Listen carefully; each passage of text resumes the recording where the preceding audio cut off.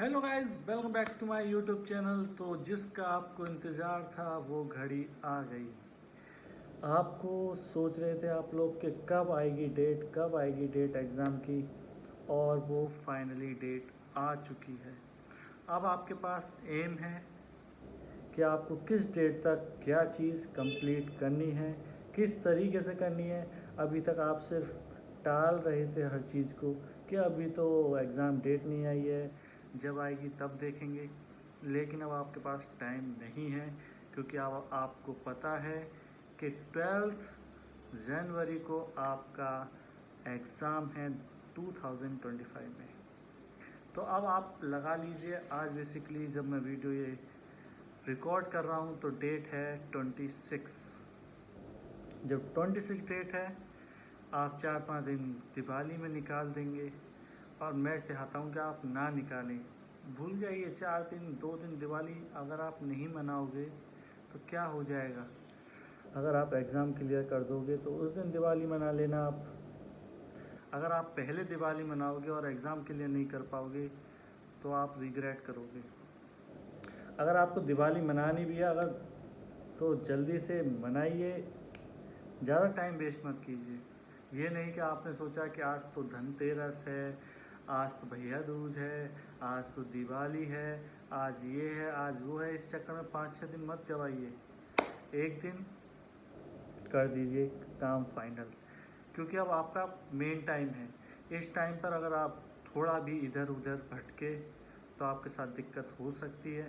तो मैं बता देता हूँ कि डेट ऑनलाइन सबमिशन जो एप्लीकेशन फॉर्म के वो कब स्टार्ट होने वाले हैं। वो स्टार्ट होने वाले हैं आपको 28 अक्टूबर 3 PM से, और वो कब तक रहेगा 18 नवंबर 2024 टिल 11:55 PM। और डेट ऑफ एग्जामिनेशन आपको पता ही है कि 12 जनवरी 2025 है। और जो इसमें बताया गया है कि रिज़ल्ट की जो डिक्लेरेशन डेट है वो 12 फरवरी है। पर उससे पहले ही आपका रिज़ल्ट आ जाएगा। लेकिन रिज़ल्ट से पहले आपको चिंता करनी होगी अपने एग्ज़ाम की, क्योंकि एग्ज़ाम अच्छा होगा तो आपको रिज़ल्ट की ज़रूरत ही नहीं है। रिज़ल्ट अपने आप अच्छा आएगा, चाहे 15 दिन बाद आए, चाहे 1 महीने बाद आए। आप टेंशन फ्री हो जाओगे अगर आप एग्ज़ाम अच्छा करके आओगे। अगर एग्ज़ाम ही अच्छा नहीं होगा तो रिज़ल्ट का क्या करोगे।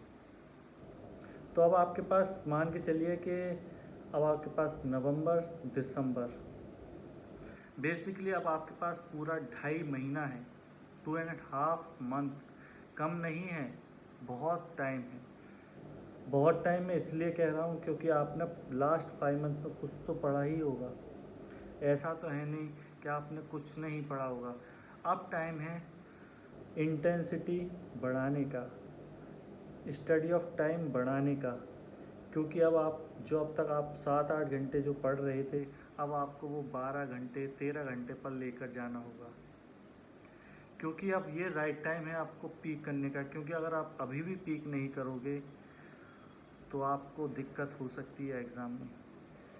क्योंकि आप अभी से इंटेंसिटी बनाकर चलोगे तो एग्ज़ाम में भी आपकी इंटेंसिटी हाई रहेगी। और ये टाइम आपका रटने का नहीं है, चीज़ें याद करने का नहीं है। ये जो चीज़ें आपने याद की हैं उन्हें रिटेन रिकॉल करने का टाइम है, रिवीजन करने का टाइम है। अब आप ऐसा नहीं हो सकता कि आप सोचें कि मेरे 5 सब्जेक्ट या 10 सब्जेक्ट छूट रहे हैं, उन्हें मैं पूरा बेस से दोबारा से तैयार करूं। वो चीज़ तो अब नहीं हो सकती, क्योंकि कोई भी सब्जेक्ट इतना छोटा नहीं है कि आप सोचो कि इसे मैं 2 दिन 4 दिन में कंप्लीट कर दूं। तो ऐसा नहीं होता है, वो नहीं हो सकता है कंप्लीट। क्योंकि आप कोई भी सब्जेक्ट उठाइए, मेडिसिन, PSM, सर्जरी, गायनी, इतने छोटे सब्जेक्ट ये नहीं हैं। अब आपको क्या करना है लास्ट 2.5 महीने में। अब आप जो भी जिससे भी आपने किया है अपना प्रॉपर स्टडी, उसका आप रैपिड रिवीजन कंप्लीट करिए। रैपिड रिवीजन के साथ, क्योंकि रैपिड रिवीजन में होता क्या है, रैपिड रिवीजन में सिर्फ आपको उतना ही पढ़ाएंगे जो उनको लगता है कि हाँ इसकी प्रोबेबिलिटी हाई है पेपर में आने की। उससे क्या होता है कि हमारे जो 20% टॉपिक होते हैं उसमें से 80% क्वेश्चंस आते हैं। अगर आपके वो 20% टॉपिक क्लियर होंगे तो आपकी प्रोबेबिलिटी ज़्यादा हो जाएगी। और इन लास्ट टाइम में क्या होता है कि हम फटाफट रिवीजन करते हैं जो हमने पढ़ा है, क्योंकि हम रिवीजन जब करते हैं फास्ट तो हमें याद आता है, रिकॉल होता रहता है कि हाँ ये मैंने पढ़ा था, ये चीज़ ये थी। और इस टाइम ये टाइम वो भी है, आपने इतने सारे मॉक दिए होंगे या आप टेस्ट दे रहे होंगे जिस भी आप इंस्टीट्यूट में पढ़ रहे हैं, तो उससे आपको पता पड़ी होगी कि ये एरिया मेरा वीक है, तो उस पर आप वर्क कर सकते हो इस समय, क्योंकि आपने उस चीज़ को मार्क कर रखा होगा कि इस चीज़ में मेरी थोड़ी वीकनेस है, तो आप उसे अभी सुधार सकते हो। टाइम है, अभी टाइम आपके हाथ से निकला नहीं है। जो स्ट्रॉन्ग है उससे और स्ट्रॉन्ग कीजिए, जो वीक है उसे थोड़ा स्ट्रॉन्ग कीजिए, क्योंकि अगर आप वीक को ज़्यादा स्ट्रॉन्ग करने जाओगे और जो स्ट्रॉन्ग है उस पर आप ध्यान नहीं दोगे तो वो वीक हो जाएगा। तो आप उस पर ज़्यादा ध्यान दीजिए जो आपका स्ट्रॉन्ग है, और जो आपका वीक है उससे आप थोड़ा टाइम निकाल कर उस चीज़ को देखें कि आपकी बार बार ये गलती क्यों हो रही है। और अगर वो बार बार हो रही है तो आप उस चीज़ के, उस टॉपिक के MCQ सॉल्व कीजिए, क्योंकि जब हम MCQ सॉल्व करते हैं तो MCQ से हमारा दिमाग अच्छे से रिकॉल कर पाता है कि हाँ मैंने ये चीज़ यहाँ गलत की थी, उस क्वेश्चन में ये पूछा था तो उसका आंसर ये नहीं था, ये था, तो वो क्यों था उसका अगर आप रीज़न भी पढ़ोगे, एक्सप्लेनेशन पढ़ोगे, तो शायद वो बेहतर आपके लिए हो सकता है, ना कि आप बार बार एक ही चीज़ को रिपीट करते रहो। आप बुक में जाओ और रिपीट कर रहे हो, पढ़ रहे हो बार बार, पर आपके समझ में नहीं आ रहा है, तो उसके लिए आप क्वेश्चन सॉल्व कीजिए। और ये राइट टाइम है कि आप जितने ज़्यादा से ज़्यादा क्वेश्चन सॉल्व करेंगे उतना बेहतर है।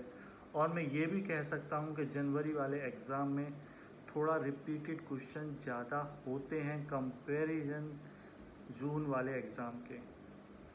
तो अब आपको यहाँ पर करना क्या है, जो आपके प्रीवियस ईयर क्वेश्चंस हैं वो किसी भी सब्जेक्ट के आपको छोड़कर नहीं जाने हैं, क्योंकि अगर आप वो छोड़ने की गलती करोगे तो आप डायरेक्ट क्वेश्चन मिस कर सकते हो, जो कि आपको कहीं भी दिमाग लगाने की आवश्यकता अगर पेपर में ना भी पड़ेगी फिर भी पड़ जाएगी अगर आप वो क्वेश्चन सॉल्व नहीं कर कर जाओ तो। क्योंकि क्या होता है कि बहुत से क्वेश्चन ऐसे आएंगे जो आपको डायरेक्ट जो प्रीवियस ईयर क्वेश्चन आए हुए हैं उसी में से आ जाएगा, लेकिन जब आपने प्रीवियस ईयर क्वेश्चन ही नहीं किए होंगे तो आप वहाँ पर भी सोचोगे कि क्या हो सकता है इसका आंसर, यार कैसे ये करूँ सॉल्व, क्योंकि आपने थ्योरी पढ़ के जा रहे हो, आप डायरेक्ट आपने क्वेश्चन सॉल्व किए नहीं है।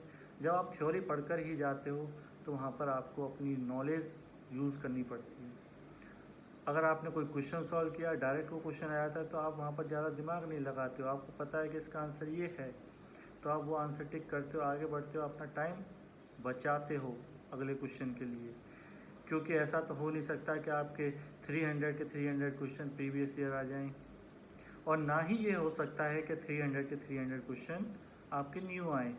तो आपको बैलेंस करके चीज़ें चलनी है, जितना आपको रट्टाफिकेशन करना है उतना ही आपको बेस भी अपना मजबूत करना है, क्योंकि क्लिनिकल क्वेश्चन आपको मिलेंगे ही मिलेंगे।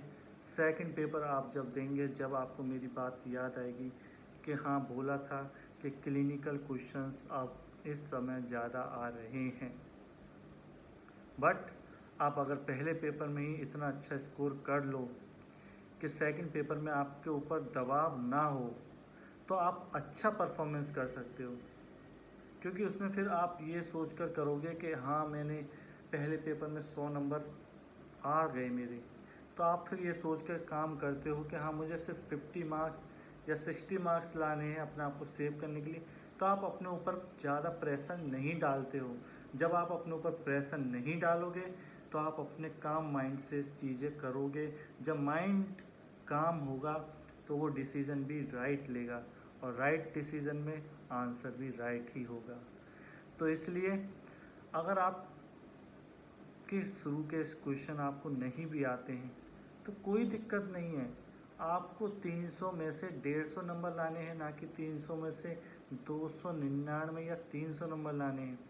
नहीं आते 2 क्वेश्चन 4 क्वेश्चन कुछ नहीं, आगे बढ़िए। हो सकता है जो नहीं आने वाले क्वेश्चन हो वो स्टार्टिंग में आ गए, जो आने वाले क्वेश्चन हो वो बाद में आ रहे हैं, लेकिन आप हताश निराश होकर बैठ जाएंगे, तो फिर दिक्कत हो सकती है। तो इसलिए अपने आप को कॉन्फिडेंट रखिए पेपर के टाइम पर कि हाँ, ऐसा हो सकता है कि शायद जो मुझे क्वेश्चन नहीं आने वो पहले आ गए और जो आने हैं वो अभी नहीं आए हैं। तो मैं फोकस करता हूँ कि जो मुझे आता है वो क्वेश्चन आएंगे तो मैं सही करूँ, ना कि इस चीज़ को सोच कर मैं डिप्रेस्ड होता रहूँ पेपर में और अपना ब्रेन को हेक्टिक कर लूँ कि जो मुझे आता है वो भी मैं आगे गलत कर लूँ। तो बस आपको अपने आप पर कॉन्फिडेंस रखना है, कुछ नहीं है। 2.5 महीना आपके पास, प्रॉपर 2.5 महीना है। आप कुछ भी कर सकते हो इस 2.5 महीने में। अपनी ज़िंदगी 12 से MBBS डॉक्टर कहलाने तक का सफ़र आप इन 2.5 महीनों में